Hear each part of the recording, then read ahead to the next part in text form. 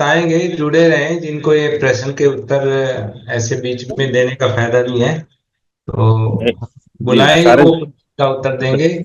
सारे तो जुड़े प्रश्नों के एक रहें, जो साथ भी उत्तर मिल बाकी जाएंगे। साथ किया भाई। हाँ जी, सारे प्रश्नों के एक साथ उत्तर मिल जाएंगे। और सभी को जो जुड़े हैं सभी इसमें से जुड़े रहें। आगे हमारे अनूप कुमार सर हैं। आपका हैंड रेस काफी टाइम से है। आए।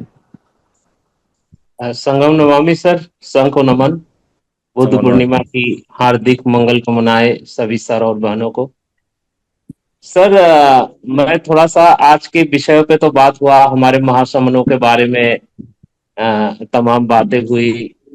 सही है सर कि सारे महासमन हम सारे लोग बोलते हैं, चाहे भारतवर्ष में कहीं भी कोई भी महासमन का जन्म हुआ हो, वो सभी लोग बात करते हैं इकट्ठा होने की। लेकिन हम होते नहीं हैं, हम उनकी बातों को मानते नहीं हैं। इसको या अ, ये जो है, इस बात को मैं नहीं बताऊंगा। मैं थोड़ा सारनाथ के बारे में सर आज बोलना चाहता हूँ। आप मेरे पीछे जो डीपी मैंने लगा रखा है, आप देख रहे होंगे सर, ये सारनाथ की जो स्तूपा है उसकी फोटो है सर। और रिसेंटली मैं वहां गया था। और जब मैं समन संघ से जुड़ा नहीं था, तो उस वक्त जब मैं दो चार बार उसके पहले मैं सारनाथ गया था, क्योंकि बनारस से मैं नजदीक रहता हूँ।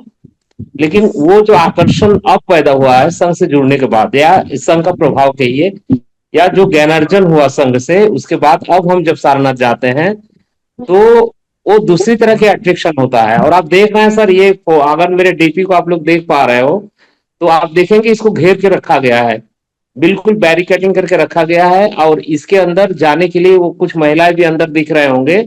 उसके बाद उसके उसके आगे भी एक बैरिकेडिंग है, उसके उसके आगे आप नहीं जा सकते हो, यानी कि स्तूपा के अंदर तो जाने का सवाल ही नहीं पैदा होता। और दूसरी बड़ी चीज है सर, यहाँ पे टिकट लगा रखे हैं, पैसे दे करके ही आप इस स्तूपा के पास जा सकते हो। सारनाथ के अंदर आप लोग जो भी लोग आए होंगे, आप देखे होंगे जो मेन एक बुद्ध जी का जो मंदिर है, वहां तक तो फ्री है सब कुछ। और उसके बगल में जहाँ पे ये बताया जाता है कि अपने शिष्यों को पहली बार उन्होंने ज्ञान दान दिया था, वो जगह तो खैर आर्टिफिशियली बनाया गया है, जो मूर्तियां वगैरह लगाई गई है उसको मैंने देखा हूँ वहाँ। मतलब पुरातन जो भी कुछ रहा होगा उसकी अवशेष नहीं है, सब नए तरीके से सजाया गया है। मूर्तियां बना करके पांच शिष्यों का जो बैठने का स्थान बनाया गया, वो अभी एकदम बिल्कुल ही मॉडिफाई करके उसको आधुनिक तरीके से वहां बुद्ध जी की मूर्ति बनाया गया। लेकिन उसके बाद उसके आगे जो है एक म्यूजियम भी है। और उस म्यूजियम में बताया जाता है कि जो अशोक स्तंभ है ओरिजिनल, वो अशोक स्तंभ को, मैं उस म्यूजियम को भी बहुत अच्छी तरह से घूम करके देखा हूँ। वहां अशोक स्तंभ रखा हुआ है सर अभी भी। और वो जो स्तंभ जिसके ऊपर रखा था, वो ऊपर से काटा गया है, वो केवल एक पिलर है बड़ा सा, वो पिलर है। लेकिन जो मूल अशोक स्तंभ है सर, वो उस म्यूजियम में रखा गया है। और दूसरी बात सर, मैं ये बताना चाहता हूँ कि यहाँ आप जब जाएंगे सारनाथ में, आप देखेंगे कि लोग कहते हैं कि बनारस लोग आते हैं काशी विश्वनाथ की दर्शन करने के लिए। लेकिन सर जो फॉरेनर्स आते हैं यहाँ पे, और बहुत ज्यादा तादाद में आते हैं सर, वो फॉरेनर काशी विश्वनाथ दर्शन करते होंगे, लेकिन उनका जो मूल अट्रैक्शन होता है वो देखने आते हैं सारनाथ को, वो देखने आते हैं स्तूपा को, वो देखने आते हैं उस स्थान को जहां गौतम बुद्ध ने पहले अपने ज्ञान का शिक्षा दिया, अपने शिष्यों को दिया, भिक्षुओं को दिए।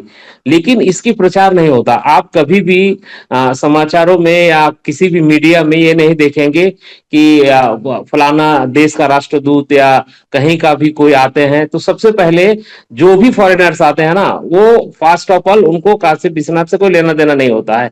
वो आते हैं सारनाथ में गौतम बुद्ध का दर्शन करने के लिए। और लेकिन इसको भी यहाँ हाइडन किया गया है, बिल्कुल छुपा के रखा गया है। ये तमाम चीजें होती है लेकिन बिल्कुल भी कोई चर्चा नहीं होता। यहाँ तमाम फॉरेनर्स आते हैं, लेकिन यहाँ कोई ये नहीं कहता कि ये फॉरेनर्स केवल और केवल सारनाथ के लिए आते हैं। तो ये तो सही बात है कि भारतवर्ष में तमाम जगह पे अगर आप थोड़ा सा भी वो अगर 10 20 50 फीट के अंदर, लोग कहते हैं ना कि ये अभी होता था कि ये मंदिर है, मंदिर को मस्जिद है, मस्जिद के नीचे मंदिर है। तो हम लोग कहते हैं भैया मस्जिद के नीचे मंदिर है, लेकिन मंदिर का नीचे अगर खोदेंगे तो गौतम बुद्ध ही निकलेगा, क्योंकि धरती है बुद्ध की। तो एक दिन हो सकता है वैसा दिन आए, हम होपफुल है, आशावादी है कि उसका नीचे की भी खुदाई होगी। और तब बुद्ध की वो सारे चीजें जो लोग हाइड करके रखे हुए हैं, जो छुपा करके रखे हुए, वो सारे के सारे चीजें बाहर आएंगे। पहले तो बिल्कुल भी ये लोग पता नहीं चलने दे रहे थे। अब तो आर्कोलॉजिकल डिपार्टमेंट तमाम जगह पे शोध कर रहा है, अब कुछ कुछ चीजें निकल के आ रही है बाहर। अब जब गौतम बुद्ध निकलने लगते हैं तो फिर वहां के आर्कोलॉजिकल डिपार्टमेंट जो है उस चीज को, खनन को ही बंद कर देते हैं। मतलब कुछ भी करो, बस बुद्ध को छुपा करके रखो, उनको बाहर नहीं आने देना है। पता नहीं इतना डरते क्यों है बुद्ध से। और मुझे लगता है इसलिए डरते हैं कि बुद्ध ही, तथागत बुद्ध ही भारतवर्ष की वो सच्चाई है जो अगर पूर्ण रूप से बाहर आ गया तो इनकी जो भी चीजें, इन्होंने जो मायाजाल फैला रखा है वो टूट जाएगा, निश्चित रूप से वो टूटेगा। तो संघ में आने का बाद में लोगों की दृष्टिकोण बदलता है, उसका प्रभाव पड़ता है, जो मैंने खुद पर महसूस किया है। अब मैं जब जाता हूँ सारनाथ में ना, बड़े बारीकी से देखने की कोशिश करता हूँ कि ईंटों पे कहीं कुछ लिखा हुआ तो नहीं है, कहीं कोई पाली भाषा का एक शब्द ना मिल जाए। अब वो बड़ा आकर्षण होता है उसमें, मैं ढूंढता रहता हूँ कि कहीं एक शब्द पाली भाषा का मिल जाए, मैं उसका पिक ले लूं, मैं देखूं यहाँ देखो यह पाली भाषा में लिखा हुआ है। तो बहुत सारी चीजें हैं सर, आ रहा है सामने। संघ से जुड़ेंगे, संघ से जुड़ने के बाद में बहुत सारी जानकारियां मिली। संघ का मैं बारंबार आभार व्यक्त करता हूं। टाइम सर ज्यादा हो रहा है, कट के सर इंतजार कर रहे होंगे, मैं अपनी बातों को यही समाप्त करता हूं। अगर मैंने कोई गलत शब्द कहा है सर तो संघ मुझे क्षमा करे। संघम नमामि, संघम नमामि, संघम नमामि। जय भीम, नमो बुद्धाय। बहुत बहुत साधुवाद सर। अभी हमारे कंसेप्ट के लिए कटके सर तैयार होंगे। अभी जी सर। जी सर। पगारे सर मैं आ चुका हूँ। कटके सर, अगर हो सके तो ये, क्योंकि फिर लोग छोड़ देंगे, ये 3-4 प्रश्न थे तो क्वेश्चन क्या थे सर? सुधीरा सर दे जवाब। या आप ये, एक तो ओम के बारे में पूछा था, ये ओम क्या है, किसका है तो अपना, पर कैसे है। एक पान का पत्ता बना हुआ है हमारे कुछ जगह ग्रंथों पे, एक स्वस्तिक का चिन्ह है, एक चक्र है, 3-4-5 चीजों पे, एक बोधिसत्व के थोड़ा गलत सा बोल गया उसके फ्लो में वो अपने साथी जी सर। द्वारा तो सर एक एक करके बताता हूँ मैं। जी ये सर। जो बोधि वृक्ष जो है ना, पीपल का पत्ता, वो जो दिया है उसका महत्व ऐसा है कि पीपल के पत्ते का जो एक गुण होता है, नैसर्गिक गुण, लगभग उसके 35 औषधि गुण है पीपल के पत्ते, पीपल के पेड़ में। पीपल के पेड़ का कोई भी चीज है जो ऐसा खाली नहीं जाता, हर एक चीज किसी न किसी औषधि के रूप में यूज की जाती है।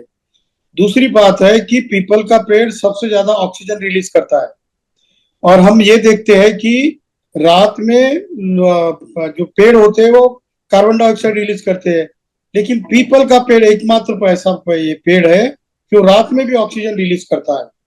जब भी कोई व्यक्ति बुद्ध बनने जाता हो या बोधिसत्व हो या मेडिटेशन में बिल्कुल परफेक्ट होता है, तो उसको जो श्वासोश्वास के लिए या रिस्पिरेशन के लिए ऑक्सीजन की ज्यादा जरूरत होती है। तो तथागत ने पेड़ चुनते वक्त सिर्फ पीपल का पत्ता ही इसीलिए चुना, पीपल का पेड़ इसीलिए चुना क्योंकि वहां पर ज्यादा से ज्यादा जो मूलभूत तत्व होते हैं जीने के वो है, खासकर ऑक्सीजन ज्यादा होती है। ये एक है। दूसरा ये है कि जो ये बताया ना आपने कि त्रिमूर्ति या क्या त्रिशूल का निशान जो है, ओम की बात कर। हाँ ओम की बात है। ओम शब्द तथागत बुद्ध का है, बुद्धिज्म से और बुद्धिज्म से पहले आ चुका हुआ है। ओम शब्द जब हम उच्चार करते हैं तो हमारे शरीर से जो एकाग्रता का भाव होता है ना, जैसे हम आनापाना मेडिटेशन करते हैं, तो आनापाना मेडिटेशन में हमारी श्वास जो है जब नेचुरल तरीके से निकलती है तो तब हमारा मन जल्दी एकाग्र होता है। और ओम शब्द का उच्चार करते वक्त भी अपना माइंड बहुत कम समय में वाइब्रेशन की वजह से एकाग्र होता है। तो ये वाली खोज बुद्धिज्म की खोज है। इन्होंने त्रिशूल वाला चिन्ह इसीलिए किया था। बाद में जाके जब सन्निपात हुआ करता था, सन्निपात में लोग जब इकट्ठा होते थे तो त्रिशूल का ही ये लेकर आते थे। जैसे अपन सप्तदंडक जो बोलते हैं ना, वो सप्तदंडक हमारा है। क्योंकि आप सांची के स्तूप में या अशोका के जितने भी स्तूप है, मतलब रिलिक्स है, स्तूप है, या उसमें आप देखोगे तो त्रिशूल का चिन्ह आता है। वो बुद्धिज्म का प्रतीक करके यूज किया गया है। उसको त्रिरत्न के तरह से भी यूज किया जाता है, बुद्ध धम्म और संघ, ये त्रिरत्न है। और ये 3 रत्नों को दुनिया के सबसे बेहतरीन रत्न करके बताया गया है। दुनिया में तो ऐसे बहुत सारे रत्न हैं, जैसे हीरा है, मानिक है, सोना है, चांदी है, पर त्रिरत्न सारे रत्नों से श्रेष्ठ है। इसीलिए वो 3 प्रकार का चिन्ह बनाया गया और वो त्रिशूल में लिया गया। बाद में सम्राट अशोक के काल में जब सन्निपात बहुल विकसित हुआ, स्कूलों में स्कूल बन गए थे, कुछ यूनिवर्सिटियां बन गई थी, कुछ महाविहार बन गए थे, तो उसके लिए ये त्रिशूल का उपयोग सिक्योरिटी के लिए भी किया जाता था, लोहे के रूप में। ये एक है। और क्या पूछा गया था सर? नहीं, ये ओम आपने बोलना तो बता दिया। ये चिन्ह जो है स्वस्तिक त्रिशूल के स्वस्तिक बजाय उल्टा कर हाँ, दिया ना। स्वास्तिक का, नहीं, स्वास्तिक तो ओम सीधा और ओम उल्टा को जो है ओम ना, को स्वास्तिक सर ये बोलिए। अनित्यता का प्रतीक है सर। एक मिनट सर, एक मिनट। जी ओम को उल्टा कर दिया ना, त्रिशूल की बजाय वैसे लिखने में तो वैसा कर दिया ना। वो बात, वो भी तो क्लियर करें सर। हाँ, दोनों चिन्ह तथा भैया बुद्धिज्म से या समन संस्कृति से रिलेटेड करते हैं।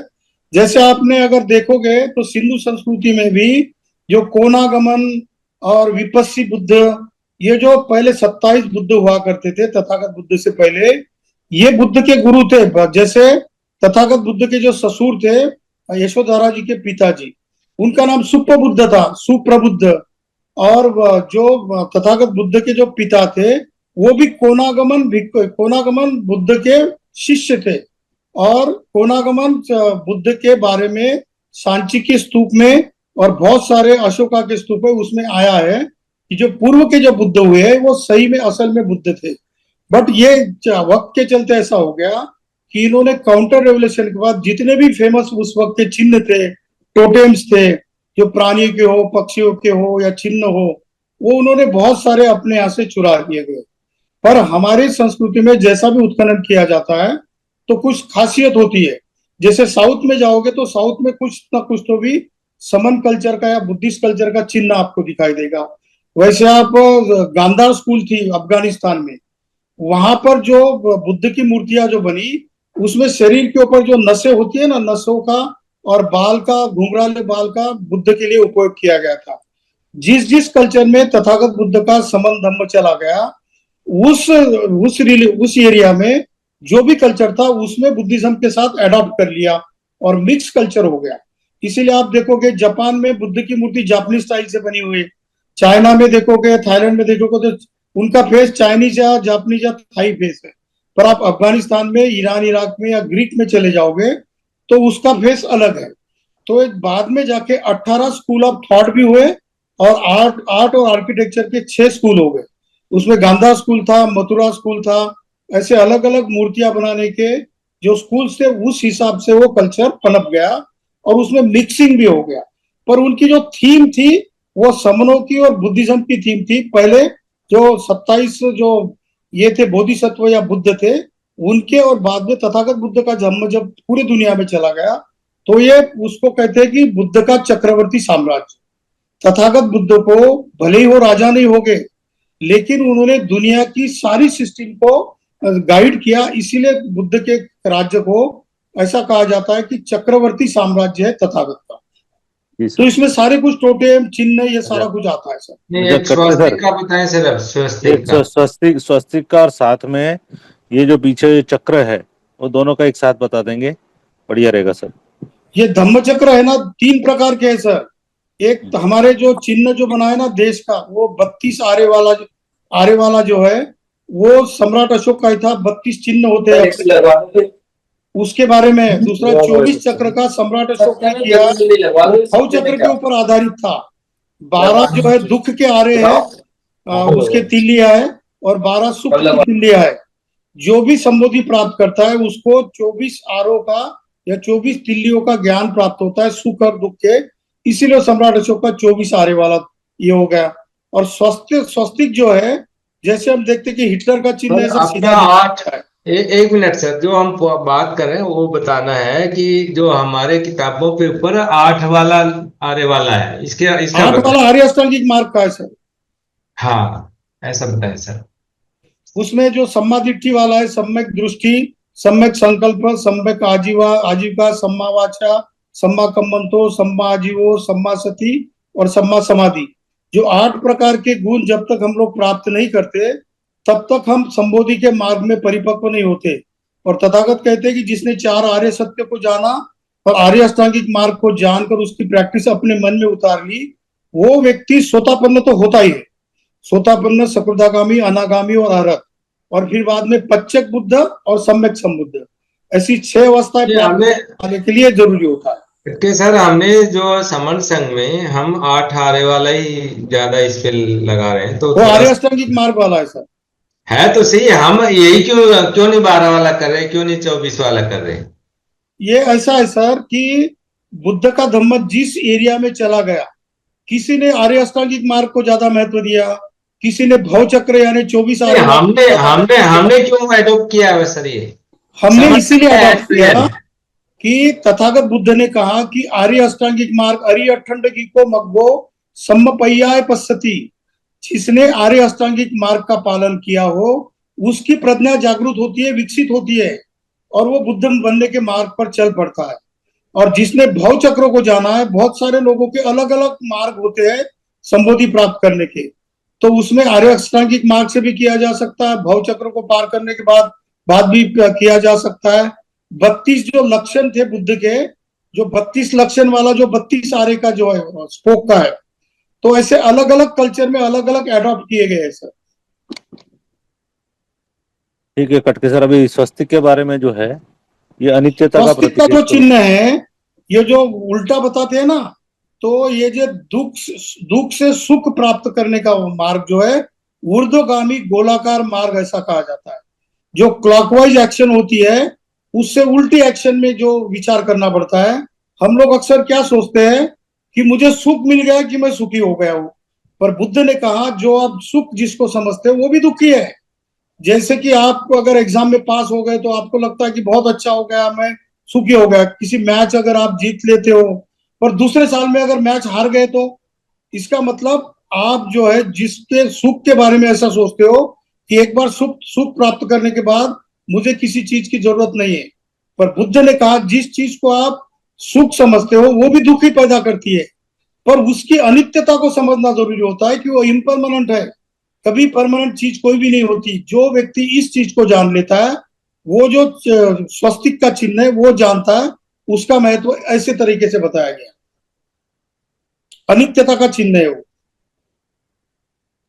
ये दोनों तरह से है ना? हाँ, जो हिटलर ने जो यूज किया गया है वो सीधा वाला है, लेकिन हमारा संबोधि हिटलर ने प्राप्त तो करने बीच में वाला ला उल्टा दिया सीधा सर। है। हिटलर वाला तो बीच में ले आए ना, सीधा वाला ऐसे कुछ तिरछा है वो, वहां पे मैंने कहीं देखा था। हाँ, वो तो गड़बड़ वाला बीच में करके किया उन्होंने, एक इन्होंने राइट फिर वाला से एक गलती लेफ्ट कर दी। वाला, लेकिन इन्होंने सीधे क्या की किया बजाय वो सर, तिरछा किया है, वहां कहीं मैंने वमन देखा था। लोगों ने वमन लोगों ने हिटलर का चिन्ह लिया और उन्होंने वो अपना मान लिया स्वस्तिक चिन्ह को, जीवन को स्वस्थ करने का चिन्ह करके वो यूज करते हैं, पर है तो दोनों हमारे। जी सर। हिटलर ने सर, मैं बता रहा हूँ, हिटलर ने एक एक तो सीधा ऐसे राइट हो गया, एक वो है मतलब एक स्क्वायर के शेप में। हिटलर का है ऐसे बीच में ही तिरछा। यस, थोड़ा सा उसका कॉर्नर उसने कट वो कर कहीं दिया, मतलब मैंने तिरछा वहां कर दिया। देखा तो मुझे पता चला उसने तिरछा बना के अपना चीजा यस, बनाया था। और वो इन्होंने अडॉप्ट कर लिया। नहीं, इन्होंने किसी ने कोई अडॉप्ट नहीं किया, वो कोई नहीं यूज करता, वैसे बता रहा हूं मैं। वो इन दोनों के बीच का तिरछा रखते हैं ना, वो ऐसा निशान है वो। सर इनका स्वभाव ऐसा है, जो भी चीज फेमस होती है, प्रसिद्ध होती है, उस चीज को ये अपना लेते हैं और उसके साथ घुस जाते हैं। जैसे बाबा साहब को भी अच्छा, अभी उन्होंने अपने प्रार्थना में शामिल किया है। मॉर्निंग की जो प्रार्थना होती है, अगर हम जागरूक नहीं रहेंगे और समन संग अलर्ट रह के अपनी कल्चर को स्टैब्लिश नहीं करेंगे तो हो सकता है आने वाले 10 साल में डॉक्टर अंबेडकर भी हमारे ऐसा ही बताएंगे वो लोग। जी सर। जैसे बहुत बहुत जैसे साधु, वो बहुत बहुत जैसे साधुवाद वो सर। बेदी बात विसार दे आगे की सोच। जैसे जैसे वो घोड़े घोड़े को यूज हम करते हैं तो वो यूज क्यों नहीं करने देते, इसी तरह हमें अपनी चीजों को यूज करने से या कुछ करते हैं तो हमें कहीं ना कहीं उस पर ध्यान देना पड़ेगा। परियार सर, परियार सर, मेरे ख्याल से कटके सर ने सभी प्रश्नों का उत्तर दे दिया अच्छा, है। एक बोधिस्तव का और बताना है, क्योंकि वो बीच में गड़बड़ हो गई थी। बोधिस्तव किसको बोलते हैं? क्या बुद्धिस्ट? बोधिसत्व। बोधिस्तव बाबा साहब का बोधिसत्व, बुक तो है ना। बोधिसत्व का अर्थ बाबा साहब की जो ग्रंथ है ना, बुद्ध यानी धम्मा, बुद्ध और उनका धम्म, उसमें बाबा साहब ने ऐसा डिफाइन किया है कि जो व्यक्ति बुद्ध बनने के मार्ग पर है, पथिक है उसका, उसको बोधिसत्व कहते हैं। और बोधिसत्व होने के बाद जो व्यक्ति 10 पारमिताओं को पार कर लेता है वो बुद्ध बन जाता है। तो बोधिसत्व अपने अलग अलग जीवन में एक एक पारमिता करके सारी पारमिताएं पूर्ण करता है। जिस दिन उसकी 10 के 10 पारमिता पूर्ण हो गई वो बुद्ध बन जाता है, पच्चक बुद्ध हो या फिर सम्यक संबुद्ध हो। बोधि प्राप्त करने के मार्ग में जो चलते हैं जैसे कि अभी सर बोलते हैं। देखो, पहली पारमिता दान की, अगर कोई व्यक्ति सारी जिंदगी भर अपने दान देने में ज्यादा माहिर होता है, कोई भी व्यक्ति उसके सामने दिखाई देता है तो उसकी दान की इच्छा बहुत जागृत होती है और दान देते रहता है जिंदगी भर। शील में जो प्रतिष्ठित होता है वो शील की पारमिता पूर्ण करता है। नैष्कर्म्य की जो घर द्वार छोड़ के कहीं जंगल में चला जाता है वो रेनुसिएशन या नैष्कर्म्य की पारमिता पूर्ण करता है। वो शांति की पारमिता है, किसी ने कुछ भी टोका रोका तो भी वो जवाब नहीं देगा, शांत बना रहेगा। उपेक्षा की 10वीं जो पारमिता है वो ऐसी है कि चाहे सुख में हो या दुख में हो विचलित नहीं होता। वो जो है वो उपेक्षा यानी उपेक्षा की पारमिता पूर्ण करता है। तो अलग अलग जीवन में ऐसा कहते हैं कि हम लोग एक एक पारमिता पूर्ण करते करते हम बोधिसत्व के राह पर बनते, बाद में फिर या तो अरहत बन जाते हैं या फिर हम बोधिसत्व या बुद्ध बन जाते हैं बोधिसत्व के। बहुत बहुत साधुवाद कटके सर। बहुत बहुत सर साधुवाद। आज दान देने को मैं समर्थक को विनय विनय सर एक वर्मा सवाल सर। पूछना या चाह और रही हूँ। वो सर आप हाँ ऐसे ना बोला करें बीच में, हाँ बहन जी आपका कोई सवाल मैं था, बीच में पूछे। आवाज जी करने लगे। सर मैं कटके सर से पूछना चाह रही हूँ कि जैसे स्वास्तिक शब्द कहते हैं संस्कृत से लिया गया है, तो पाली में भी स्वास्तिक ही कहते हैं या कुछ और कहते हैं? बहन जी वो और स्वस्तिक ऐसा उच्चार आता है पाली में, स्वस्तिक। और ये जो स्वास्तिक काना लगा है ना स्वा, स्वा फिर जी वो संस्कृत में आ गया, वो हमारा स्वस्तिक है।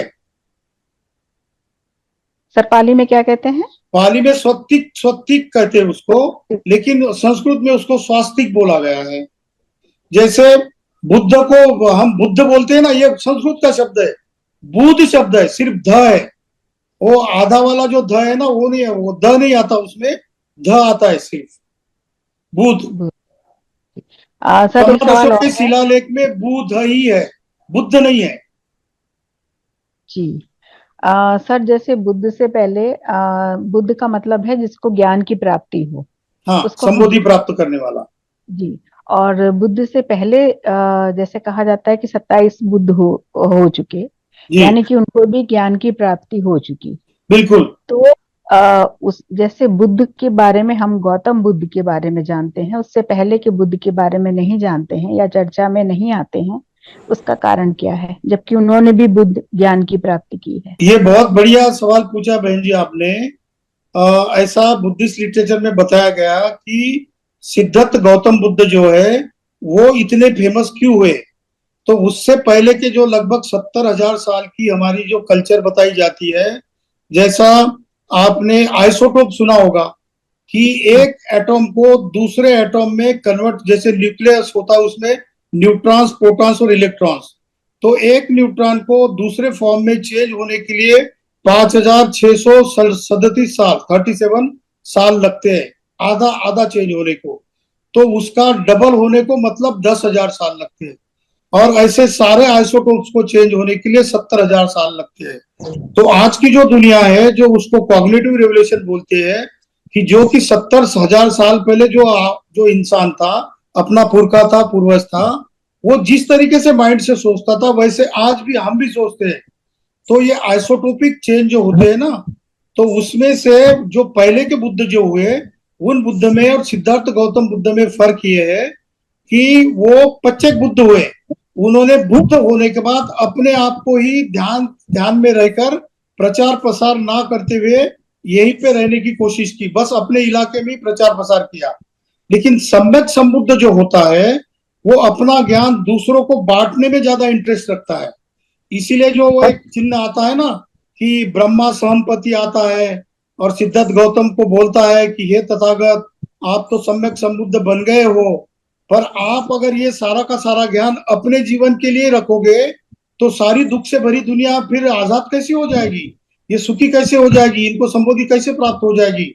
तो ऐसा कहते हैं कि ब्रह्मा यानी ये वाला ब्रह्मा नहीं, इनका ब्रह्मा सहमपति बोलते हैं उसको, जो विश्व की करुणा के बारे में सोचता है वो।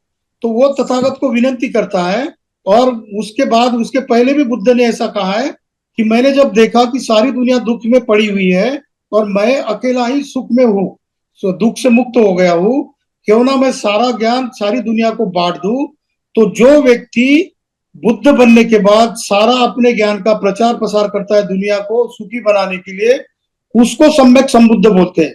उसके पहले के जो बुद्ध थे, उन बुद्धों ने अपना ज्ञान या तो अपने लिए सीमित रख दिया या फिर अपने छोटे मोटे इलाकों में प्रचार प्रसार किया, लेकिन वो दुनिया भर प्रचारित प्रसारित इसलिए नहीं हुए क्योंकि वो यंत्रणा उन्होंने पंचवर्गीय भिक्षु जैसी नहीं की। बुद्ध ने मात्र एक काम किया, जैसे संबोधि प्राप्त हुई तो 49 दिन तक बुद्ध गया में उन्होंने सारा जो ज्ञान प्राप्त हुआ उसका कलेक्शन किया। 7-7 दिन की एक प्रकार की मेडिटेशन की उन्होंने। और जैसा हम कभी ज्ञान सीख लेते हैं और रिवीजन करते हैं हमारे स्टडी का, तो सारा ज्ञान हमारे पास आता है और हम फिर रिसर्च करते हैं, पीएचडी करते हैं। उसी तरीके का सारे प्रकार का ज्ञान तथागत बुद्ध ने 49 दिन में 7-7 दिन की अलग अलग जगह पे ध्यान करके पूरा ज्ञान अर्जित किया, और फिर वो पंचवर्गीय भिक्षुओं को ध्यान दे दिया ज्ञान। उसके बाद लगभग 200 भिक्षुओं का जब संघ बन गया, तो फिर तथागत ने कहा चरत भिक्षवे चारिकं बहुजन हिताय बहुजन सुखाय लोकानुकंपाय। मतलब हे भिक्षुओं, मैंने जो ज्ञान आपको दिया है वो केवल आपके लिए सीमित नहीं रखना, उसको सारी दुनिया को देना है, क्योंकि यही एक मार्ग है सारी दुनिया को सुखी करने का। तो ये चारों दिशा में दसों दिशा में आप चले जाओ और ये ज्ञान का प्रचार और प्रसार करो। इसीलिए सम्यक संबुद्ध पहले पच्चक बुद्ध से अलग कहे जाते हैं। जी बहन जी। सर बहुत अच्छी जानकारी दी, बहुत बहुत साधुवाद सर। बहुत बहुत साधुवाद सर, साधुवाद सर। कटके सर, साथ साथ अब हैंड रेज भी ले लेते हैं sir. Avdhesh ji Kumar sir. Sir का hand raise, Avdhesh Kumar sir का हैंड रेज है, शायद कोई प्रश्न भी हो या कुछ जो बता भी रहे हो। अवधेश कुमार सर आए, उसके बाद में श्रवण बहन जी है और मुन्ना सर है। सर आप इसी संगम पे सर। अभी जो हैंडरेज है ना, कोशिश करें इसी फ्लो में रहें, मतलब वो अलग से डाइवर्ट ना करें, कुछ इसी बारे में बात करें और प्रश्न वो भी ले लेते हैं। हाँ, अवधेश कुमार सर बोलता है। सर कोई क्वेश्चन तो नहीं है कि बुद्ध पूर्णिमा पर सभी तमड़ों को जो है शुभकामनाएं देने के लिए मैं फोन बात किया था, और 2 मिनट और बोलूंगा कि हम बोधिसत्व बुद्ध के जन्म, ज्ञान और परिनिर्वाण का स्मरण करते हैं आज के दिन।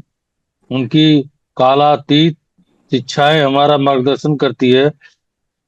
4 आर्य सत्य दुख के कारण और निवारण को प्रकट करते हैं, जबकि अष्टांगिक मार्ग ज्ञान, नैतिक आचरण और सामाजिक शांति की ओर ले जाता है।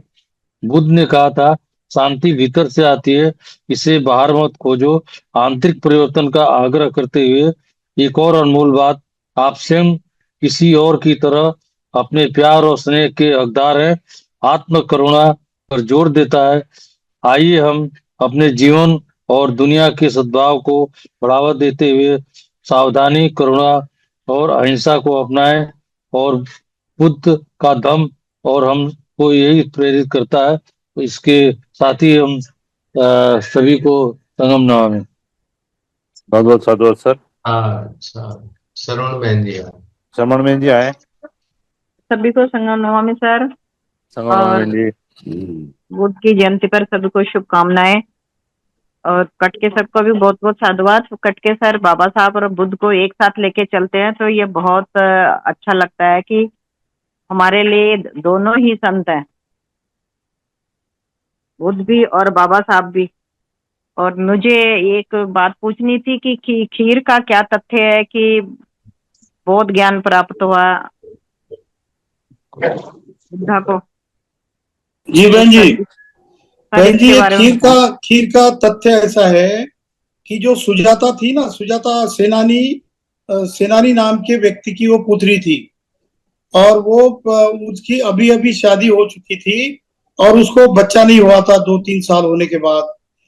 तो वो उसको गांव के जो साधु या संत जो भी कहो, तो उन्होंने कहा था कि जो महाबोधि का जो ये पीपल का वृक्ष है ना, बोधि वृक्ष, उस वृक्ष के पास जाओ, उसको 5 फेरे लगाओ और फिर करने के बाद फिर आपको पुत्र की प्राप्ति होगी। तो ऐसे में वो लगातार जाती रहती है, खीर बनाती है और वहां पर जाके फेरे करके वो सोचती है कि मुझे पुत्र की प्राप्ति होगी। तो उस दिन एक दिन ऐसा होता है जो कि ये बुद्ध पूर्णिमा होती है। उस दिन जब वो वहां पर जाती है तो देखती है कि वहां पर ऐसे व्यक्ति तथागत बुद्ध जो वहां पर बैठे थे और वो शरीर से बिल्कुल क्रुश हो चुके थे, क्योंकि वो खाना नहीं खाते थे ज्यादा और शरीर एकदम उनका इतना वीक हो चुका था। पर वो जाती है और देखती है कि वहां पर कोई साधु बैठा है और आज तो मेरी इच्छा पूर्ण करने के लिए किसी साधु के पास मैं चली जाऊंगी और फिर मैं अपनी जो इच्छा है पुत्र प्राप्त करने की वो पूर्ण करूंगी। तो ऐसी जाती है और वो उसको एक साधु समझ के उनके सामने वो खीर रख देती है। उससे पहले दिन का जो एक क्षण होता है, बुद्ध जो है निरंजना नदी में जब बहुत वीक हो जाते हैं, जो डुंगाश्री केव है आपने देखा होगा 2 या 3 किलोमीटर बगल में ही वो जो निरंजना नदी के उस पार में जहां पर बुद्ध ने लगभग 5.5 साल तक घनघोर तपस्या की है वो प्लेस है। और उसके जगह पे सुजाता ने जो खीर अर्पित की है वहां पर एक विहार भी बना हुआ है और उसके बगल में एक बोधि वृक्ष भी है। तो वहां पर जब बुद्ध वहां पर नीचे चले आते हैं, इतने वीक हो जाते हैं कि उनको चलने तक नहीं आता है। तो ऐसे तैसे वो नदी में आते हैं और अब नहाने लगते हैं तो देखते गिर जाते। गिरने के बाद उनको समझ में नहीं आता कि मैं इतना तप कर रहा हूँ, कठोर तपस्या कर रहा हूँ, पर मुझे अभी तक ज्ञान प्राप्त नहीं हुआ। जिस दुख के ऊपर सुख की खोज करने के मार्ग पर मैं चला हूँ, लगभग 5 साल का वक्त बीत चुका है और मुझे अभी तक संबोधि प्राप्त नहीं हुई। तो वो ये सोचते हैं कि क्या रीजन है, कौन सी ऐसी गलत चीज मैं कर रहा हूँ जिसके वजह से मुझे संबोधि प्राप्त नहीं हुई। तो वो इस नतीजे पर आते हैं कि मेरा शरीर क्रूश हो गया, इतना वीक हो गया कि मैं खड़ा भी नहीं हो सकता हूँ। पानी में नहाते नहाते वो गिर जाते हैं और कैसे भी वो एक पत्थर के ऊपर आकर बैठते हैं और धीरे धीरे वो उस बोधि वृक्ष के नीचे आते हैं और वहां पर आने के बाद वो ध्यान लगने करने बैठते हैं। तब उनको पता चलता है कि जब तक हम लोग ऊर्जा हमारे शरीर में नहीं आती तब तक कोई संबोधि या कोई ज्ञान प्राप्त नहीं होता। केवल शरीर को तकलीफ देने से किसी को ज्ञान प्राप्त नहीं होता। ये उनके मन में विचार आया और उन्होंने सोचा कि इसके लिए मुझे अब कुछ ना कुछ तो भी खाना खाना चाहिए। तो बस उसी समय पर सुजाता आती है और सुजाता ये समझती है कि कोई साधु पुरुष है और मैंने अगर उनको खीर अगर दान कर दी तो मुझे पुण्य प्राप्त होगा और मुझे पुत्र प्राप्त होने की जो आकांक्षा है वो प्राप्त हो जाएगी। ऐसे में वो चली जाती है। वो बुद्ध उनकी तो वो सुजाता की खीर अपना लेते और खीर खाते। उनके साथ जो 5 भिक्षु थे, जो कौंडिन्य, वप्पा, भद्दी, अस्सजी और महानाम, ये 5 जो भिक्षु आते थे उनके साथ ध्यान करते थे। उन्होंने देखा कि सिद्धार्थ गौतम जो है ये भ्रष्ट हो गया, क्योंकि उन्होंने आंखों से देखा कि ये कोई औरत आई, कोई महिला आई और उसने बुद्ध को खीर दी और इसने खा भी ली। हमने पहले ही डिसाइड किया था कि अगर संबोधि या ज्ञान प्राप्त करना हो तो अनाज को छोड़ देना है, अन्न छोड़ देना है। पर बुद्ध ने जैसे खीर खाई तो उनके मन में ऊर्जा का संचारण हुआ और देखते देखते उनका मन फिर पॉजिटिविटी की तरफ आ चुका और उन्होंने ये सोचा पंचवर्गीय भिक्षु ने कि जाने दो, इस जो बुद्ध है, सिद्धार्थ है, इसको हम छोड़ देंगे, इसको हम निष्कासित कर देते हैं और इसके साथ बाद में हम लोग ध्यान नहीं करेंगे क्योंकि ये भ्रष्ट हो चुका है, इसने खाना खा लिया है। लेकिन बुद्ध के जीवन में तथागत ने बाद में प्रवचन में कहा, जब मैंने खाना खाया तो मैंने पाया कि मेरे शरीर में इतनी ताकत से ऊर्जा आ गई और मैं मेडिटेशन करने बैठा। और जब मैं 9 साल का था उनके जो कपिल वस्तु में जो हल चलते थे, जब भी फसल होने से पहले जब सारे खेतियों में हल चलाए जाते थे तो वहां पर एक महोत्सव होता था। तो उस महोत्सव के दिन वो एक जामुन के वृक्ष के नीचे 90 साल में बैठे थे और उन्होंने आनापाना मेडिटेशन का आस्वाद लिया था आधे घंटे में। तो उन्होंने देखा कि उस वक्त मेरा जो ध्यान मन जो एकाग्र हुआ था और मेरा जब मन एकाग्र हुआ तब मुझे सारी चीजें पता चलने लग गई। लेकिन वो बचपन का क्षण है। जैसे ये खीर खाने के बाद उनके मन में ऊर्जा आई तो उनको वो क्षण याद आ गया कि कुछ श्वास भी हमारी तभी अच्छी चलती है जब हमारे शरीर में कुछ ऊर्जा का संचार होता है। फिर बाद में बुद्ध ने ये किया और वो जो अधिष्ठान जो बोलते हैं ना, छठवीं पारमिता है वो। शस्य में शदिरंग शलश्यति प्रचलिष्यते, ये संस्कृत में गाता है। तो इसका अर्थ ऐसा होता है, जब जैसे उन्होंने खीर खाई और उन्होंने अधिष्ठान कर लिया, दुनिया का सबसे बड़ा अधिष्ठान, एम ऑब्जेक्टिव डिटर्मिनेशन, या जिसको अधिष्ठान बोलते हैं पाली में, उन्होंने उस वक्त अधिष्ठान कर लिया। वो चले गए और वो जो बुद्ध गया का जो बोधि वृक्ष है, उस बोधि वृक्ष के नीचे बैठे और उन्होंने ये सोचा कि चाहे मेरे शरीर का खून खत्म हो जाए, खून सूख जाए, चाहे मेरी स्नायु बिल्कुल टूट जाए, चाहे मेरी हड्डियां मेरे शरीर से अलग हो जाए, लेकिन जब तक मुझे संबोधि प्राप्त नहीं होती तब तक मैं मेरे अधिष्ठान को नहीं छोड़ूंगा। और उसी रात को फिर जो बुद्ध पूर्णिमा का दिन होता है, उसी रात को 8वें प्रहर में, जैसे रात को 12 बजे से पहले उनको संबोधि प्राप्त होती है। और बुद्ध ने फिर ये धम्मचक्र प्रवर्तन सूत्र में कहा है कि किसी व्यक्ति को अगर संबोधि प्राप्त करनी हो तो उसके शरीर में ऊर्जा का संचारण होना जरूरी है।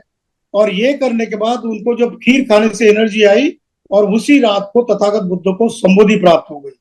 और उस रात को फिर इतनी वर्षा हो गई कि ऐसा कहते हैं कि बुद्ध तो प्राप्त होने के बाद निसर्ग ने उसको रिस्पॉन्ड किया और बहुत देर तक रात भर वर्षा होती रही। और ऐसा कहते हैं कि सारे जंगल में फूल ही फूल खिल गए थे। ये ओशो के प्रवचन में भी है, त्रिपिटक में भी, और ये जातक कथाओं में भी ये वर्णन आया है। हमारे लिए क्या चीज लेने लायक है, तो जैसे भी किसी व्यक्ति के शरीर में ऊर्जा का संचारण होता है, ऊर्जा ट्रांसफॉर्म होती है, तब जाके व्यक्ति कोई अच्छा काम कर सकता है। जैसे हम किसी काम करने को जाते हैं, जब तक खाना खाकर नहीं जाएंगे तो हम ठीक तरीके से काम नहीं कर पाएंगे। उसी तरीके से बुद्ध ने कहा कि जैसे किसी व्यक्ति के पास ऊर्जा आती है, उस ऊर्जा का ट्रांसफॉर्मेशन संबोधि में भी हो सकता है। तो ये वाली खोज बुद्ध को लगी और तब से जाके तथागत बुद्ध फिर बुद्ध बन गए। ये कहानी खीर की कहानी है, सुजाता की कहानी। जी बहन जी, बहुत बहुत साधुवाद सर। बहुत बहुत साधुवाद अच्छा सर। बताया सर। पढ़ा तो कुछ हुआ था, मैंने सोचा कोई गलत तो नहीं पढ़ा हुआ, नहीं, तो बढ़िया। सही। बहुत बहुत इस साधुवाद बीच सर। मुन्ना सिंह सर, आगे जाके बहन जी बुद्ध ने एक और सूत्र बताया है, साधुवाद सर। केवल सूत्र से है। वो कहते हैं कि सब्बे पय्यालितो लोको सब्बो लोको प्रकंपितो, ये विश्व दूसरा तीसरा कुछ भी नहीं, ऊर्जा का प्रज्वलन और कंपन है। जैसे कि बाद में E=mc², जो आइंस्टाइन का जो सूत्र है ना, थ्योरी ऑफ रिलेटिविटी बोलते हैं उसको, तो आइंस्टाइन कहता है कि मेरे जो सूत्र का जो मेन नॉलेज है वो बुद्ध के ज्ञान से ही आया है, ऊर्जा के ज्ञान से। इसीलिए वो बोलते हैं एनर्जी, फिर थर्मोडायनेमिक्स का तीसरा रूल है, energy neither created not destroyed, it can transform from one form to another. ऊर्जा ना तो निर्माण होती है ना तो नष्ट होती है, एक फॉर्म में दूसरे फॉर्म में ट्रांसफॉर्म होती है। इसीलिए फिर ये जो E=mc² का कुछ सिद्धांत जो है, वो उसके ऊपर आइंस्टाइन ने खोज की। आइंस्टाइन कभी भी लेबोरेटरी में नहीं गए, आइंस्टाइन सिर्फ मन से सोचते थे। और वो उन्होंने जब तथागत बुद्ध की किताबें पढ़ी, जो पॉलिटेक्स सोसाइटी की किताबें थी, सर राइस डेविड्स और मिसेस राइस डेविड्स ने लिखी हुई किताबें, वो पढ़ने के बाद आइंस्टाइन इस नतीजे पर आए कि जब तक इंसान मन से किसी चीज की खोज नहीं करता तब तक वो असली ज्ञान प्राप्त नहीं करता। और बाद में साइंस ने आगे जाके ये भी खोज लगाई कि विज्ञान हमको सुख देता है, विज्ञान हमको सुविधा देता है, सुख नहीं दे सकता। और आइंस्टाइन आगे जाके कहते हैं कि विज्ञान से आपको बहुत सारी सुविधा मिलेगी, आधुनिक अनेक प्रकार की सुविधा मिलेगी, लेकिन विज्ञान से आपको सुख नहीं मिलता। सुख मिलने के लिए जो तथागत ने मन के विकास का जो काम बताया है, जो भी व्यक्ति अपने मन से राग द्वेष लोभ मोह विचिकित्सा वासना इन बुरी चीजों को हटा देता है, वही व्यक्ति सुख प्राप्त कर सकता है। इसलिए फिर बाबा साहब आगे लिखते हैं कि मैंने बुद्ध का धम्म इसलिए अपनाया क्योंकि बाबा साहब कहते कि बुद्ध इकोनॉमिस्ट भी थे। बाबा साहब ने कहा कि वो एंथ्रोपोलॉजिस्ट थे, सोशियोलॉजिस्ट थे, इकोनॉमिक्स थे, लीडर, विश्व के ध्यान के और मेडिटेशन के लीडर भी थे। तो बाबा साहब कहते हैं कि बुद्ध को और विज्ञान को एक मिला दो तो सारी दुनिया सुखी हो जाएगी। इसीलिए वो कहते हैं कि reconstruction of world is possible through Buddhism. और आगे लिखते हैं बाबा साहब कि मॉडर्न साइंस इकोइंग बुद्धिज्म, आधुनिक विज्ञान ये बुद्ध धम्म के अनिच्छा और अनित्यता और अनात्मता, ये दो सिद्धांतों का परिपाक है। उसका रिफ्लेक्शन है। तो ये वाली बातें बाबा साहब ने खोजी, बताई, इसीलिए बाबा साहब को बोधिसत्व कहते हैं। हो सकता है ऐसा, अगर मानेंगे उस सिद्धांत को, तो बाबा साहब सम्यक संबुद्ध करके भी आ सकेंगे, ऐसा अनुमान किया जाता है। जी बहन। बिल्कुल सर, बिल्कुल सर, बहुत बहुत साधुवाद सर। बहुत बहुत साधुवाद सर। और आज कटके सर का कंसेप्ट जो है प्रश्नोत्तर के साथ साथ ही चल रहा है। तो अभी हाँ, हमारे जो मुन्ना सिंह सर है उनका काफी समय से हैंड रेज है। मुन्ना सिंह सर आए, कुछ बताएं।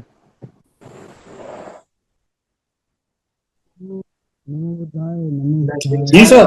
रेज है, क्या बोलना चाह रहे हैं? प्रश्न करें, प्रश्न नहीं है आज कंसेप्ट। मुन्ना सिंह सर, आपका हैंड रेज है। समन प्रकाश सर हैं। समन प्रकाश सर आए आप। हाँ, मुन्ना सिंह सर आप आए, आपका खुल गया वीडियो ऑडियो दोनों। बोले सर, मुन्ना सिंह सर। संगम नमामि सर। हाँ सर, बुद्ध पूर्णिमा की सभी साथियों को बहुत सारी शुभकामनाएं। संगम नमामि सर। ये सर जो रमेश कटके सर की ओर से जो सर अभी ओम पर जो बात बता रहे थे, तो इसकी सर एक सच्चाई भी है कि जहाँ महाबोधि महाविहार बोध गया में है, तो वहाँ हम लोग कई बार जाते हैं, कई बार गए हुए, अभी कुछ दिन पहले भी वहाँ गए हुए थे। और जो माता सुजाता का जन्मस्थली है वहाँ भी गया हूँ। तो एक बार सर वहाँ बिलास खराज सर भी गए थे, क्योंकि अक्सर वहाँ जाया करते हैं बिलास खराज सर। तो जो हो वहाँ पर पीपल का वृक्ष है, जो बोधि वृक्ष है, वहाँ कोई पत्थर है, उसको बमड़ों ने ढक कर रखा है। तो जो ये बिलास खराज सर थे, कहीं से पढ़े हुए जानकारी उनको थी, तो उन्होंने जो पत्थर से ढका हुआ था जो कपड़े से, उसको उसको उसको खींच दिया। बम्बड़ के सामने उन्होंने कपड़ा को खींच कर देखा, जो सस्ती जो क्या कहते हैं ओम जो लिखा हुआ है, उस पत्थर पर सर ओम आज भी लिखा हुआ है उसी तरह से। और उसका उन्होंने पिक भी लिया। तो हमारी बैठक थी, उसमें उन्होंने इस तरह की बात बताई थी कि अभी महाबोधि महाविहार में जो पीपल का वृक्ष है, वहां पर एक पत्थर है, पत्थर पर आज भी ओम लिखा पड़ा हुआ है, जिसको बमड़ों ने उसको ढक कर रखा हुआ है। जी तो सर, इस तरह आपने सही कहा। उसका जी सर दूसरा एक रेफरेंस मैं बता दूं आपको। जी आप जापानीज बुद्धिज्म अगर जानते हो, तो उसमें ओम मणि पद्मे हु ऐसा लिखा है। और जब महात्मा गांधी की हत्या हो गई थी, उस वक्त बाबा साहब को जैसे समाचार मिला था, और बाबा साहब उस दरमियान बुद्ध यानी धम्म और फ्यूचर ऑफ बुद्धिज्म, जो जी ये दो किताबें लिख रहे थे, तो उस वक्त उनके मुंह से ये एक शब्द निकला, ओम मणि पद्मे हु। तो ओम मणि पद्मे हु जो ये टिबेटियन मंक्स और जापानीज मंक अभी भी उच्चार करते हैं। जब भी आप जापानीज मंक के साथ और तिबेटियन मंक के पास जाओगे, तो वो इसका ही चैंटिंग करते हैं, ओम मणि पद्मे हु। इसका अर्थ जो होता है कि ओम ये शब्द जो है बुद्ध से कनेक्टेड है। जी जी जी। तो ये सर, ये जो प्रश्न हमने रखा, जो प्रस्तुति किया, इस तरह से ये प्रूफ है कि जो भी हमारी पुरानी संस्कृति है, जो हमारी सभ्यता है, उसको इन बंगड़ों ने अभी तक ढक कर रखा हुआ है। हमें पर्दा हटाने की आवश्यकता है अपने कार्य क्षमता के बल पर। बस बहुत इतने बहुत ही। साधुवाद मैं सर। तो सर यही कहता हूँ कि चोर कभी कोई खोज नहीं लगा था। आपने देखा क्या किसी चोर ने कोई रिसर्च किया हो? ऐसा कभी नहीं होता। हमारा जितना भी था वो सारा कुछ चुरा लिया गया और उसके ऊपर पेटेंट थोप दिया। जैसे जैसे हमको इतिहास का पता चल जाएगा ना, समन इतिहास की खोज कर रहा है। पहली तो उन्होंने ये खोज की समनों ने कि हमारी पहचान समन थी। ये सबसे बड़ी खोज है हमारी, कि हमने अपनी पुरानी खोज को ढूंढ कर निकाला और अपने आप को हम लोग समन कह रहे। अब समन की खदान हमने खोज ली, तो अब आपको हीरे नजर आएंगे, सोना मिलेगा, चांदी मिलेगा, जितने भी प्रकार के जो भी मूल्यवान चीजें हैं, ये इस समन की कल्चर में छुपे हुए हैं। और ये आए दिन सारे चीजों की खोज हो जाएगी और फिर पता चल जाएगा किसी ने चुरा कर लेके गया। तो ये आने वाले दिनों में होने वाला है। वो इसीलिए डरते हैं। उनको डर है कि महाबोधि का विहार अगर दे दिया, तो सारे लगभग 84,000 स्तूप के ऊपर लगभग 200-300 महाविहार छुपे हुए हैं, उन्होंने चुराए हुए, सारे कुछ खुल जाएंगे। सर ये मिलेगा कैसे, ये भी बता दो। सर आज की मैं बात बताता हूँ, मैं उसके ऊपर कंसेप्ट देने वाला था। असल में महाबोधि का जो आंदोलन है, आज की करंट वाली खबर ऐसी है कि कल गवर्नमेंट ऑफ इंडिया और गवर्नमेंट ऑफ बिहार की तरफ से जो आकाश लामा जी जो मेन भिक्खु है, जिन्होंने आंदोलन चलाया था, उनके साथ कल उनकी मीटिंग हो गई। आज मॉर्निंग तक, और उनको ये बताया गया कि भारत पाकिस्तान का युद्ध चल रहा है और ऐसे में आप आंदोलन क्यों चला रहे हो, इसको आंदोलन को पीछे ले लो, युद्ध खत्म हो जाने दो, फिर बाद में हम इसके ऊपर चर्चा करेंगे। तो उन्होंने यहां तक नहीं सोचा लामा जी ने कि मेरे प्रतिनिधियों को पूछ के देखता हूं, या फिर अभी अभी हमारा महाबोधि का विहार मुक्त करा दो, हम आज से डिक्लेयर कर देते कि हम आंदोलन नहीं करेंगे। पर उन्होंने गवर्नमेंट को आश्वासित किया कि हम लोग ये अभी स्थगित कर लेते हैं। आज मॉर्निंग में स्थगित हो गया था वो आंदोलन। फिर बाद में सारे अलग अलग प्रकार के भिक्खु आए और खासकर महाराष्ट्र से बहुत सारे उपासक आकाश लामा को मिले और उन्होंने कहा कि बहुत गलत है, हम आंदोलन पीछे नहीं लेने वाले, और आपने बाकी लोगों को पूछा क्यों नहीं। ये आवाज इंडिया टीवी की प्रतिनिधि से उन्होंने बताई हुई बात मैं बता रहा हूँ। सर तो उन्होंने कहा कि ये आंदोलन समन लोग नहीं होंगे इकट्ठा। एक मिनट सर, पर्याप्त सर। तो उन्होंने ये बोला है कि ये आंदोलन फिर से हम शुरू रखेंगे। बाद में जाके आंदोलन शुरू हुआ, लेकिन उसके बीच में जो 3-4 अलग अलग भिक्खु थे जो कि ज्यादातर डोनेशन कमा रहे थे, उनके और वो आकाश लामा के बीच में थोड़ी सी दरारें पड़ गई। पर शाम तक अभी ऐसा पता चला है कि वो आंदोलन फिर से जारी है। जी सर, अब बताओ सर पर्याप्त। मैं पूछ रहा था सर, वो तो ठीक है, वो आंदोलन चल रहा है, लेकिन वो है कितने संख्या में, और जब तक ये हम इकट्ठा नहीं होंगे, इकट्ठा हो गए अलग अलग जगह जहां भी है वहीं पे आंदोलन को आगे का जो ताकत नहीं देंगे, तो कैसे बात बनेगी। हम बाकी सर मेरे कंसेप्ट में मैं उसी बात पे आने वाला था कि देखो, हम लोग अभी हमने ये देखा कि एक भिक्खु डिसीजन ले लेता है कि हम अपना आंदोलन स्थगित कर लेते, उसको ये नहीं समझ में आता कि उससे पहले 2 बातें की जा सकती थी। या तो ये किया जा सकता है, ठीक है आपका युद्ध चल रहा है तो जल्दी से जल्दी महाबोधि का विहार मुक्त करा दो, हम भी आपके युद्ध में जो भी है सपोर्ट में आ जाएंगे कि युद्ध जरूरी चीज है।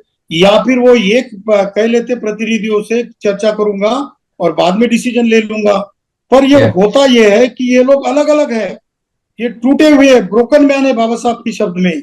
और ये कभी कभी ऐसा होता है, भिक्खु के ऊपर तो बुरी बात नहीं बोलेंगे, लेकिन कभी कभी उनकी भी मंशा रहती है कि मेरे वजह से महाबोधि का विहार मुक्त हो गया हो, ऐसा किसी को लगता होगा, इसीलिए फिर अलग अलग डिसीजन ले लेते हैं। इसके बजाय सारे लोग इकट्ठा आकर अगर ऐसा कहेंगे कि जब तक महाबोधि का विहार मुक्त नहीं हो जाएगा सब हम इकट्ठा है, और इकट्ठा होने से ही वो जल्दी मिलने वाला है, बगैर इकट्ठा होने से कुछ भी नहीं होने वाला, मिलने की शक्यता नहीं है सर अभी। जी सर, यही मैं बात थोड़ा सा क्लियर करना चाह रहा था कि आगे आगे नदान सिंह सर है। सर थोड़ी तो मैं और एक बात और बोल सकूं। हाँ करें बिल्कुल, पूछे सर। बिल्कुल मुन्ना सिंह सर, बोले आप।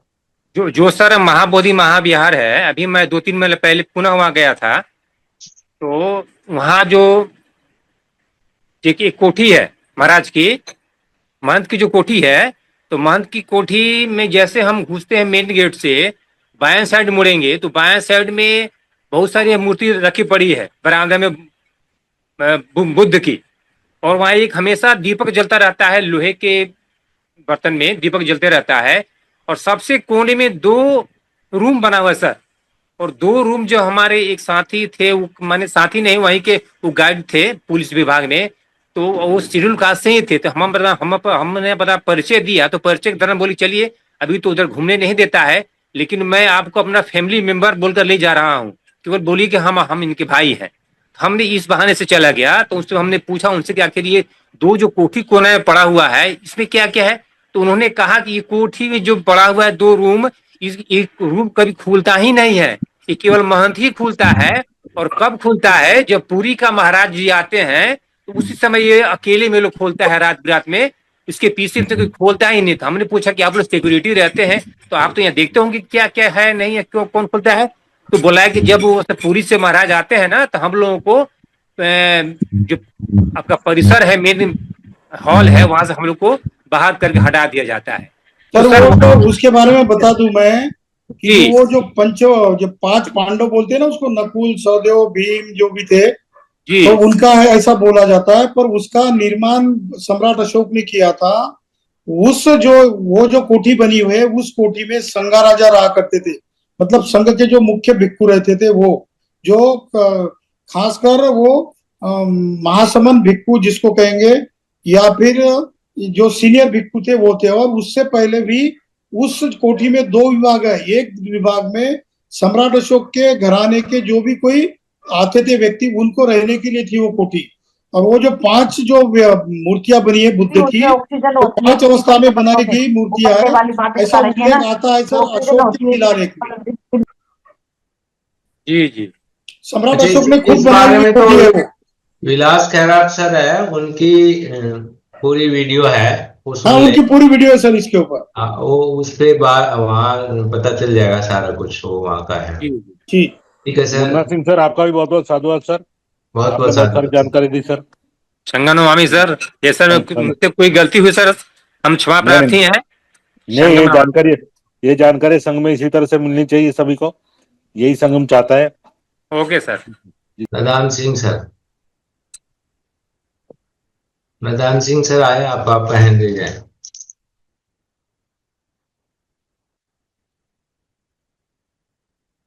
मैदान सिंह सर, आप सुन नहीं पा रहे तो, और किसी का प्रश्न है तो आए, थोड़ा टाइम, नहीं तो आज टाइम तो 10:30 हो चुके हैं। परिहार सर, जी परिहार सर। सर, जी सर। सर एक चीज हमको थोड़ा सा क्लियर करना था कटके सर से, ये धर्म और धम्म का फर्क क्या है? ये लोग बोलते हैं बुद्ध धर्म, लेकिन बाबा साहब ने लिखा है बुद्ध एंड धम्मा। तो धर्म और धम्म का जो है थोड़ा सा ये फर्क जो है बताया, थोड़ा कटके सर से तो सुनना अनूप चाहता हूँ। कुमार सर, बाबा जी सर। साहब की Buddha and future of his religion नाम की किताब है, छोटी सी किताब है, जी सर। लगभग 40-45 पेज की किताब है। जी उसमें सर। बाबा साहब ने ये बात क्लियर कर दी है। बाबा साहब कहते हैं कि धर्म में और धम्म में क्या फर्क है। तो उनका कहना है कि धर्म उसी चीज, असल में धम्म यानी निसर्ग का नियम है। ये पहले अब क्लियर कर लेंगे हम लोग। और धर्म जो है, धर्म में और धम्म में क्या फर्क है, तो बाबा साहब कहते हैं कि धर्म में ईश्वर है, आत्मा है और कर्म कांड है। जितने भी यहाँ पर अभी मेन जो रिलीजन है, 11 रिलीजन है दुनिया के, तो 11 रिलीजन को आप देखोगे तो उसमें आपको ये पता चल जाएगा कि उसमें या तो ईश्वर है, या तो आत्मा है और कर्म कांड है, ईश्वर को जी सर। प्रसन्न करने के लिए। जी लेकिन सर। बाबा साहब कहते हैं कि जो धम्म है वो निसर्ग का नियम है। धम्म में ना तो ईश्वर है, ना आत्मा है, ना कर्म कांड है। तो ये तीनों चीजों नहीं, जिस चीज में नहीं है वो सिर्फ अकेला तथागत बुद्ध का धम्म ही है। बाकी धर्मों में ये चीज है, जैसे क्रिश्चियनिटी लो या हिंदुइज्म लो या मोमेडियन लो या दूसरे भी ये सिंटो वगैरह जो है, इसमें ये 3 बातें हैं। तो बाबा साहब ने बुद्ध धर्म को सारे धर्मों से अलग बताने के लिए ये थ्योरी पुटअप की है कि जैसे आप धर्म की बात करोगे तो आपको ईश्वर को मानना पड़ेगा, आपको आत्मा के अस्तित्व को मानना पड़ेगा, आपको उसको प्रसन्न करने के लिए कोई ना कोई भी कर्म कांड करना पड़ेगा। लेकिन जब आप बुद्ध के पास चले आते हो तो आपको सिर्फ अपने मन का विकास करना है। मन का विकास कैसा करोगे, तो आपको मन को यही पस्सी को ओपन आई को 75 वेदी तब्बो, मेरे मन में जितनी भी बुराइयां हैं उस बुराइयों को मैं थोक थोक खने खने सुनार जैसा सोने का धीरे धीरे मन निकालता है। उसी तरीके से मन की बुराइयों को धीरे धीरे कम करना है। और जो फिर अपनी खुद की खोज निकालेगा, खुद की खोज करेगा, जैसे तथागत बुद्ध को अपनी खोज हो गई और वो बुद्ध बन गए।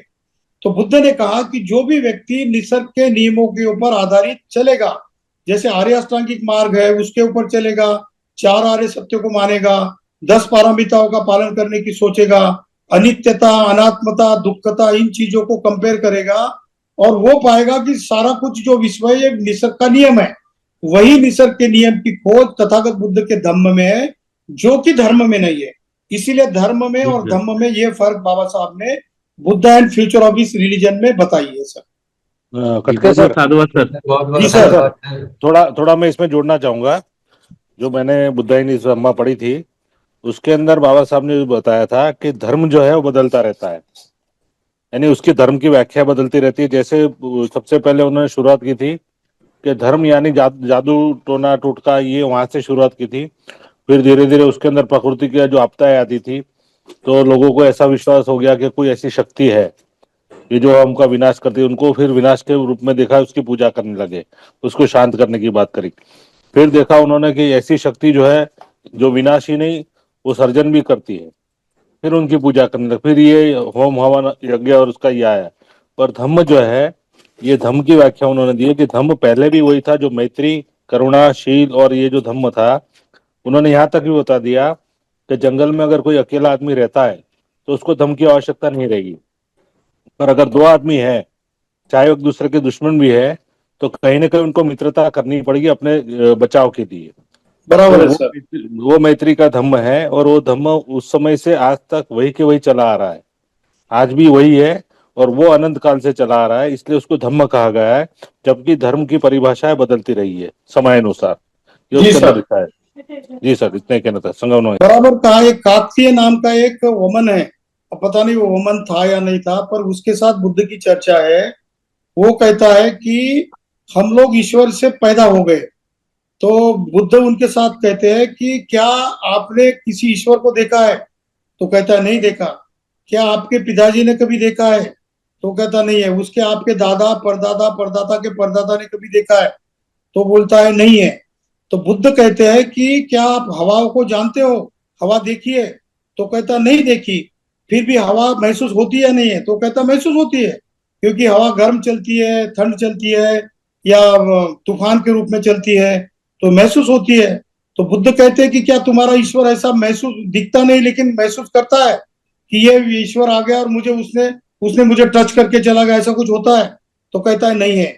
तो तथागत कहते हैं कि जो चीज का ना आभास होता हो, जो चीज ना कभी देखी हो किसी ने, जो कोई चीज खुद की तरफ से दिखाई नहीं देती, आंखों से दिखती नहीं है, ना उसका आभास होता है, ना उसका अस्तित्व किसी तरीके से हमको महसूस होता है, तो ऐसी चीज के ऊपर आप विश्वास क्यों करते हो? तो अगर वो चीज है ही नहीं तो उसको बिलीव क्यों करते हो? तो उसको बाद में तथागत ने बताया कि ये जो कल्पना है, ये मात्र कल्पना शक्ति है, और इसको अंधश्रद्धा में एक परावर्तित कर दिया। बल्कि निसर्ग का नियम है कि हवा है तो महसूस होती है, बिजली चमकती है तो उसका एहसास होता है, या फिर जो आग जलती है तो उसका भी एहसास होता है। ऐसे कुछ गुण आपके ईश्वर में या देव में, गॉड में है क्या? तो देने में असमर्थ हो गया। इसीलिए तथागत ने कहा कि ईश्वर के ऊपर आधार विश्वास करना ये अधम्म है।